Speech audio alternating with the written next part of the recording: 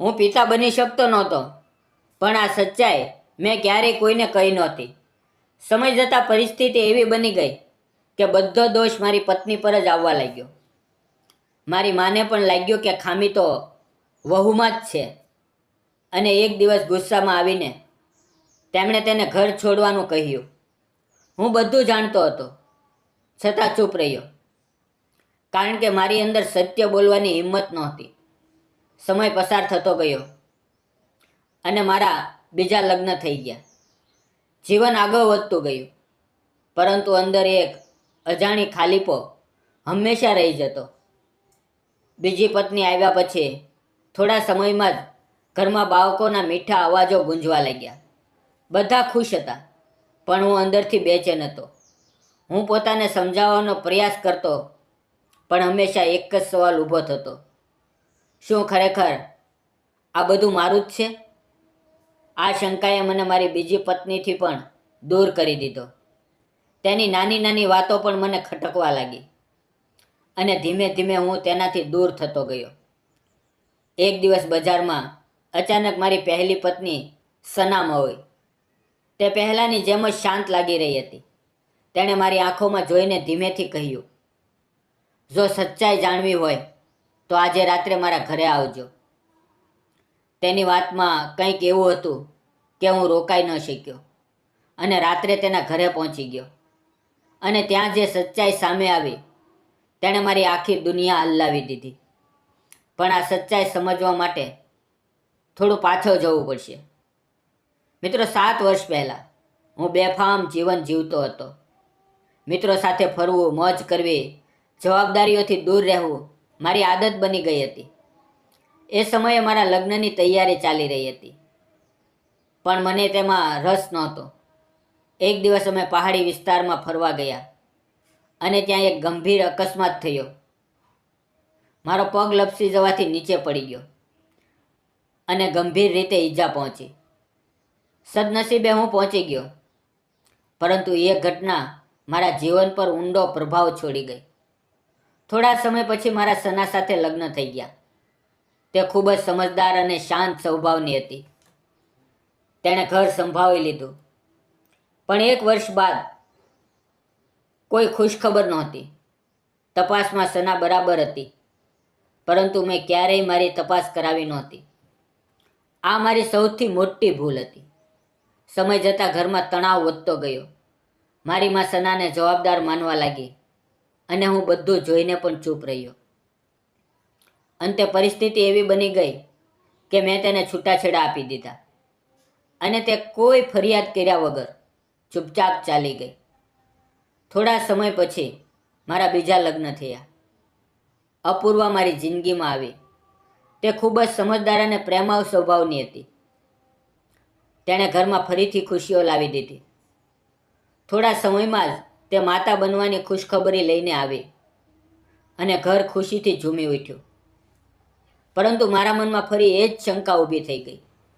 બાળકોના જન્મ પછી પણ હું અંદરથી શાંત નહોતો. હું પોતાના જ વિચારોમાં ફસાઈ ગયો, અને ધીમે ધીમે અપૂર્વાથી દૂર થતો ગયો. તેને સમજાતું નહોતું કે હું કેમ બદલાઈ રહ્યો છું, પરંતુ તે શાંતિથી બધું સહન કરતી રહી. એક દિવસ અચાનક સનાનો ફોન આવ્યો. વર્ષો પછી તેની અવાજ સાંભળીને હું ચોંકી ગયો. તેણે શાંતિથી કહ્યું, જો તું સાચું જાણવું હોય તો એકવાર મળી જા. આ વખતે મેં પોતાને રોક્યો નહીં, અને તેને મળવા ગયો. તેના ઘરે પહોંચીને હું ગૂંચવાઈ ગયો. વાતાવરણ શાંત હતું, પણ કંઈક ગંભીર લાગતું હતું. સનાએ મને બેસાડ્યો, અને ધીમે ધીમે સચ્ચાઈ જણાવવાનું શરૂ કર્યું. તે બોલી કે તે આ લગ્નમાં ખુશ નહોતી, અને તેના મનમાં બીજા માટે લાગણી હતી. પરિસ્થિતિ એવી બની કે તેને મારી સાથે લગ્ન કરવા પડ્યા, પરંતુ તેણે મનમાં નક્કી કર્યું હતું કે તે આ સંબંધ લાંબો સમય નહીં રાખે. તેથી તેણે પરિસ્થિતિને પોતાની રીતે વાવી, અને એક એવી ગેરસમજ ઊભી થઈ ગઈ કે મને જ લાગવા લાગ્યું કે મારી અંદર કોઈ ખામી છે. તેની વાત સાંભળીને સ્તબ્ધ થઈ ગયો. વર્ષોથી જે હું સત્ય માનતો હતો તે ફક્ત એક ગેરસમજ હતી. મારા અંદર કોઈ ખામી નહોતી. અને આ જાણીને મારા મનમાં એકસાથે રાહત અને પસ્તાવો બંને ઉઠ્યા.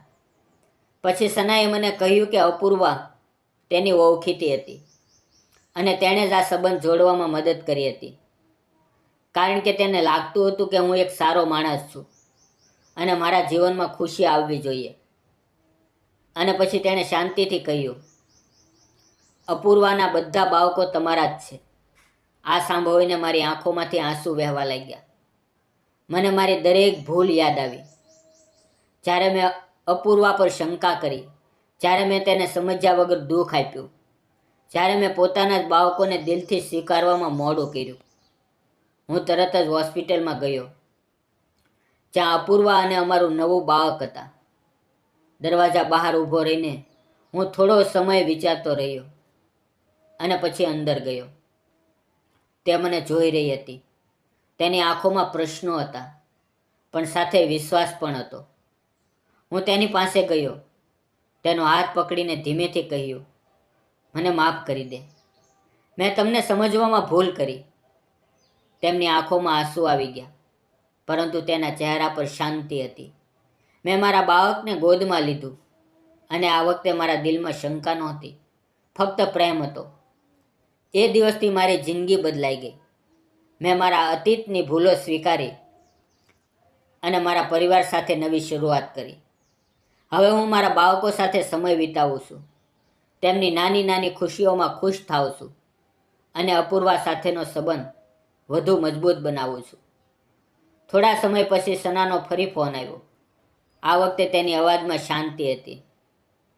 તેણે કહ્યું કે તેને ખુશી છે કે મેં મારી જિંદગી સંભાળી લીધી અને તેણે માફી પણ માંગી. મેં પણ તેને દિલથી માફ કરી દીધી, કારણ કે હવે મારા મનમાં કોઈ વેર નહોતા.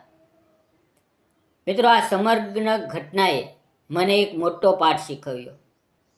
સચ્ચાઈ કેટલી પણ કઠિન હોય, પરંતુ તેને સ્વીકારવી જ સાચી છે. શંકા અને ગેરસમજ સંબંધોને તોડી નાખે છે, જ્યારે વિશ્વાસ અને પ્રેમ તેમને મજબૂત બનાવે છે. અને અંતે ખુશી એમાં જ છે કે આપણે પોતાની ભૂલો સ્વીકારીને આગળ વધીએ અને પોતાના લોકોને સાચા દિલથી અપનાવીએ. મિત્રો, આ વાર્તા માત્ર મનોરંજન અને શૈક્ષણિક હેતુ માટે રજૂ કરવામાં આવી છે. એનો કોઈ વ્યક્તિ કે વાસ્તવિક ઘટનાથી કોઈ સંબંધ નથી. જો તમને આવી જ ભાવનાત્મક અને અર્થપૂર્ણ વાર્તાઓ ગમે તો ચેનલને સબસ્ક્રાઈબ કરવાનું ભૂલશો નહીં. ફરી મળશું મિત્રો આવતીકાલે એક નવી વાર્તામાં. ત્યાં સુધીમાં આવજો. ફરી મળશું, ત્યાં સુધી આવજો. ધન્યવાદ.